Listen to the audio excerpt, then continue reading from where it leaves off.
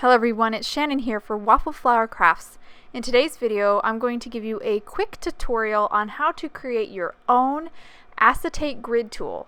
Here is an example of the tool we're creating today. This is a panel size or A2 card size, so it's 4 1/4 by 5 1/2.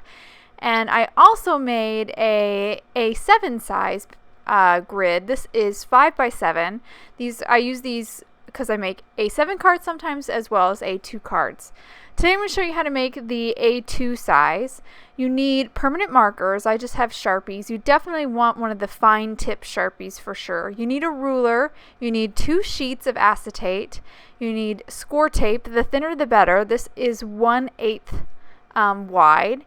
And you also need some grid paper. I'm using my Misty grid paper that came with my Misty, but you could just use regular grid paper. Each little square is 1/4 of an inch, and that's a good increments to make your grid panel in.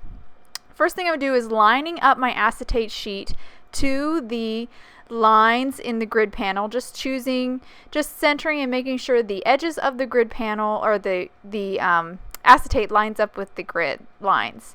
And now I'm going to tape it down and start making my lines. I have my ruler here, just place my ruler right over one of the lines and then mark it with my permanent marker.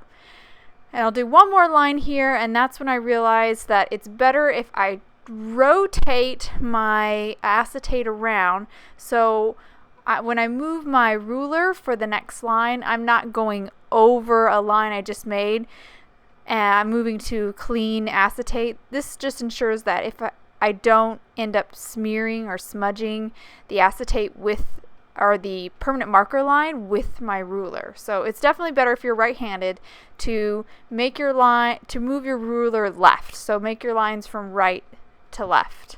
So I'm going to continue down the grid paper here and just continue to make all the grid lines on my acetate. I do have to move my tape here just to continue to complete the lines, and once I've completed all the lines going vertically, I'm going to rotate my acetate around, and I'm going to do the same thing for all the horizontal lines.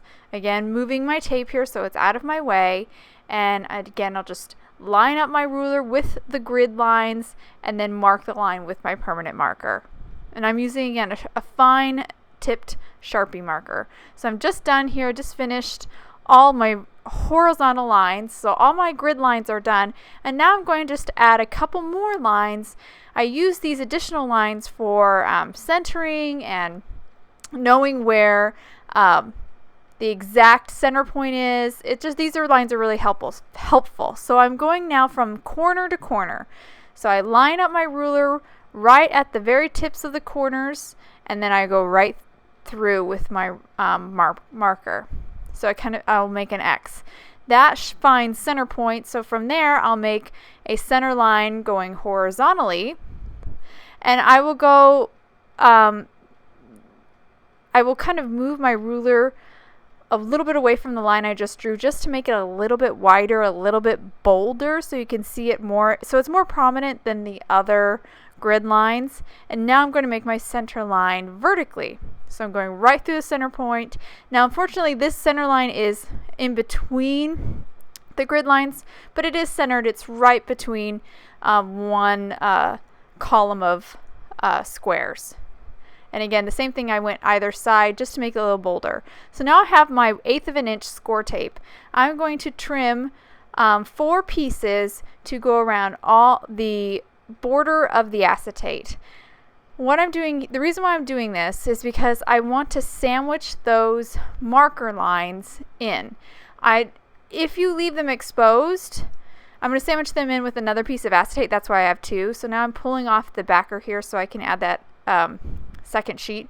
But again, as I was saying before, if you leave those lines exposed, your photopolymer stamps, your clear stamps, could pick up that permanent marker ink even if it's dry. So this way, by trapping those lines in with 2 sheets of acetate, make sure that your stamps won't pull that marker away, and it'll be permanent. And that acetate grid is completely done. Now this is a great tool for obviously making perfectly to make sure your sentiments are always straight, but it's also really great for pattern stamping so you know where the center point is. I hope you enjoyed today's video, and I hope this is helpful for making your own acetate grid tool. Thanks for watching!